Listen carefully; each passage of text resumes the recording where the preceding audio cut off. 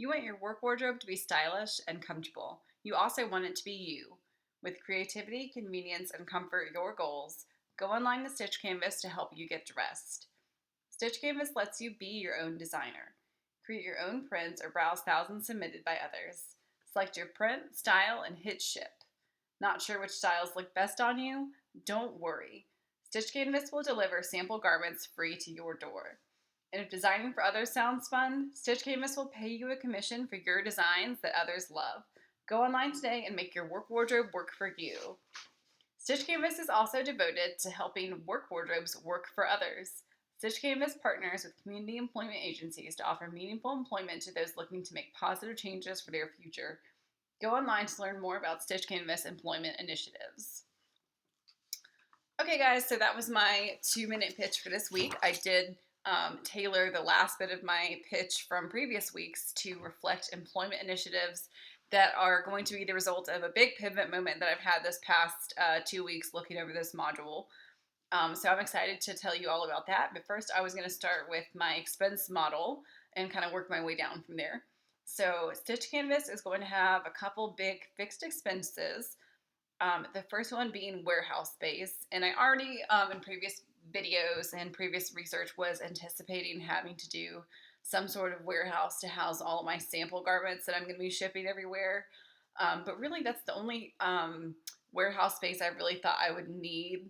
Just more of a large storage unit that people can ship things easily out of. But as I've been researching like the cost of manufacturing garments overseas, I've really come to a major pivot point that I need to keep all the production of these garments in-house here in the United States. So instead of me just really being Stitch Canvas, this kind of gateway where people submit their designs and then I outsource the production, it's going to be people submit their designs and we also are the ones responsible for printing them, for cutting the garments, and then for also working on shipping. So we're not going to have our own shipping fleet, but we are going to be making the garments and actually sending them for shipment from a facility. So that is a big pivot point that I really was not anticipating, but the cost of overseas garments really just, it seems not feasible to do for custom garments overseas. And I really think that when you factor in that people are willing to pay more for custom garments, like my research has shown, the fact that it being a cheap clothing thing from overseas is really not as relevant to the model as I thought it would be. So I want it to be stylish, I want it to be convenient, and really the overseas part was making it not convenient because just researching, people who send their custom designs have a lead time of about a year if you are like a designer starting out trying to get your wardrobe basically manufactured. So a year lead time with minimum quantities of like 800 of something just does not fit the Stitch Canvas model. So I have decided to bring that part in-house. So that's scary, but at the same time, I'm kind of a micromanager anyway. So I think that I'm really learning. There's a lot to learn from the printing process if we keep it in-house. And so that will bring me to my next fixed expense that's going to be pretty high, and that's going to be equipment leases. As we are learning through the finance modules, like we can lease equipment. We don't have to buy everything outright from the beginning. So my goal would be to lease all of the sewing and cutting equipment in addition to the inkjet fabric printing, which is in prior videos I talked about different printing processes and how was I going to make anything custom be efficient. And really the answer to that is printing very small quantities of people's designs through inkjet fabric printing. So that's exciting because it is very customizable and you can do very small quantities of garments that way. So I plan to do equipment leases for that stuff in the beginning. Again, I don't know how many I'm going to need. Again, that's going to be adjustable based on volume of sales. So we're going to start small and then work our way up as we see in the numbers that it's possible to do. Customer service staff is going to be another big fixed cost. We're going to have a group of people who are helping with the website, helping people with design questions they might have, wondering if something is really going to translate onto clothing the way they want it to. So you'll need a group of people who are customer service oriented, but also have a design eye to them to help people with that process. Um, Printing and garment manufacturing staff, that is a major pivot point, because at first that was all going to be outsourced and it wasn't going to be my issue. But now I'm going to have to figure out how to hire people who can do the manufacturing side of it, who can work the printing, who can work the sewing and the garment making and do it efficiently and consistently. So providing this consistent product is very important, because again, you're basing your stuff off sample garments. You're telling people this is what it's going to fit like, this is how it's going to look on you. So that really needs to be consistent and on point and doable in large quantities, to the point where it's convenient and still timely. So that will be something I'm going to do a lot more research on once I get off the ground, is, how much of that staff do you need? How much space do you need? Because now I'm not just accounting for storing garments, I'm accounting for all of these people and all of these different processes that have been added. So that's scary, but I think it's doable. I think that it's scalable, which is important. Um, Website hosting fees are also something I put under fixed costs, because the website is really what's driving this business. It's not a store that you're going to go shop at. It's something online that you need a good host website for. So I'm still comfortable with Magento. I think there's a lot of room to add things to their platform when you get bigger. Like I said, I don't have a lot of garments to choose from at this point, but one day I might. One day I might decide that, I think people really do want more of X, Y, or Z. And so you just expand your options based on what people like. So again, I don't know what that will look like in the future, but I do know that I want to be ready for it. So finding a platform that I can grow into is important. Going to variable cost, shipping costs for sample garments. Again, that's something that Stitch Canvas is going to be fronting the cost of for the customer, hoping that it converts into a future sale. So that variable cost, you might have a lot of people in the beginning who they want sample garments, they try them and they don't convert to sales, because there's something that we missed when it came to choosing what our sample garments were going to be. So I think doing really good market research here in the beginning about what people actually want is going to be key to keeping that variable cost. Not even that you're going to keep that minimal, because if I spend a lot sending stuff to customers and they convert, well, that would be an expense that was well worth it. So really just finding what is converting to sales so that the cost is worth it to begin with. That will be an interesting thing to see, and something I'm going to do a lot more research on before I actually narrow down what garments I'm going to do. A lot of people have said, why don't you do custom, or why don't you do casual custom garments? And I really want to keep it work oriented for now. But we'll see. Again, it could expand, in the future. It could be doing everything from nightgowns to bathing suits to all kinds of stuff. So we'll see where it goes.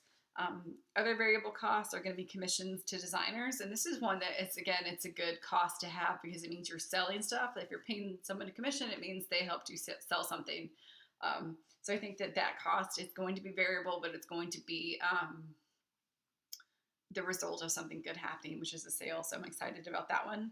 And raw materials, that's another big variable cost. I am still planning on getting that from overseas. So all the polyesters and cottons and things that I choose for my sample garments, all those kind of work clothes related raw materials are going to come from overseas. They're going to be processed overseas. They're going to be coming to us literally ready to put in our fabric printer without a lot of hassle from my staff for Stitch Canvas. So getting that sourced as close as possible to what our needs are going to be will also be something that I'm interested to see, like what our quantities come out to, and just getting vendors that are like timely and reliable and their quality is good. Because again, like I'm going to be using this not just for what the customers are buying, but this is going to be what they're getting to begin with, to see what stuff they like is what's going to be sent on these sample garments. So really just narrowing down a manufacturer that can, number one, produce a quality product, but if our business is going to grow, can they still produce that quality with the time that we're needing, and are they able to deliver that in a scalable way? And I think the answer for a lot of these companies is yes, because they already do a lot of this work for other companies, for other clothing lines. It's just how do I break in and get a reasonable relationship with those vendors, knowing that I'm really a new person on the block, so to speak. So that will be interesting. Key financial metrics regarding costs.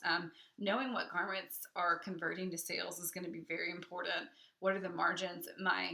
If my most popular garment is something that doesn't have a very good margin on it, well, is it really worth it still, even if people like it? So we're really just dialing in something that's easy to make but also profitable. How many sample garments are actually requested versus converted to a sale, keeping track of that metric. Do you have a lot of people that just stop in and want one or two things and then they never talk to you again? Are you converting them into actual sales? And if so, what are they choosing? And then commissions to designers, that will be a really big indicator of our success. Is, are we paying out commissions? Are people buying stuff? So that's exciting. Moving on to key resources in terms of location. This is something that regarding, the movement of goods and things, it's not really an area of expertise that I have. But looking in the top major cities, there's places like Detroit and New York and LA and Atlanta. But the issue with all those things is they're not really close to me, and at this point, I'm not really looking to relocate. But I do have experience working in Jacksonville, Florida, which is actually a port city here in Florida, and it's also located next to I-10, I-95, which are two major interstate hubs. It's something, or it's somewhere that I'm comfortable with because I've lived there for a few years previously. I've got family there, and it's about 3 hours from where I live right now.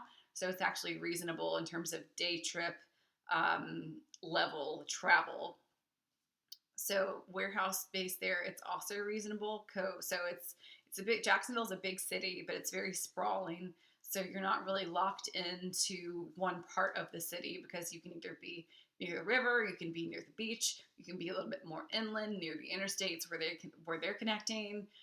You're really not that far from things like the Florida Turnpike, from I-75, I-4. So you're close to two interstates, and then you're close to getting to other ones in Florida. Jacksonville also has an international airport. And another big pivot moment that I've had is Jacksonville has a target employment market that I'm looking for, especially now that I'm looking for people who can make garments and do customer service and design stuff. I actually picked Jacksonville because this is going to sound funny, it is a place where a lot of our releasees from the Department of Corrections, again, because that's where I work, a lot of our inmates are releasing to Jacksonville and are looking for employment. So when I was thinking about this pivot moment of, I'm going to need to hire more people, I'm going to need to keep this in-house, it was kind of, at first I was kind of sad to see that the lead times that I originally wanted from overseas weren't going to work out. But once I realized I could insource this stuff, but also provide employment opportunities for people who are returning to the community, I was actually kind of excited again, because I teach in corrections. I see how hard it is for students to get out there and find work. It's one of their biggest concerns is, how am I going to support myself when I leave here? How am I going to have anyone give me a chance? So if Stitch Canvas can be a place where we can provide employment opportunities for people who are wanting to improve their lives and their situations after a really difficult transition, like, I'm all for that. And another thing I was thinking that in the future I could expand to even creating partnerships with the Department of Corrections, getting people some of these certifications in terms of digital design, in terms of clothing manufacturing. They actually do a lot of this in corrections already. So the fact that I could get people certified for that before they even leave and get them a job lined up would be really, really cool. So what seemed like a really kind of downer moment in terms of having to keep it in-house actually turned into what I think could be a really, really cool aspect of my business, and one that I'm like personally passionate about because of where I work right now, and because of my job, and because of the changes I see happening in some of my students who want to improve their situations. So I'm really excited about that. I really can't believe that we're almost done with this class, and I see that I'm coming up to 15 minutes, so I'm going to wrap it up. But I look forward to seeing what you guys are coming up with as well. I've been really excited to see all the changes you all have made. I don't know if any of you guys have had major pivot moments this late like I have, because I'm really surprised myself about it. But if you have, I'm really interested in looking at it and seeing what you guys have come up with. So good luck this week, and I look forward to seeing your videos.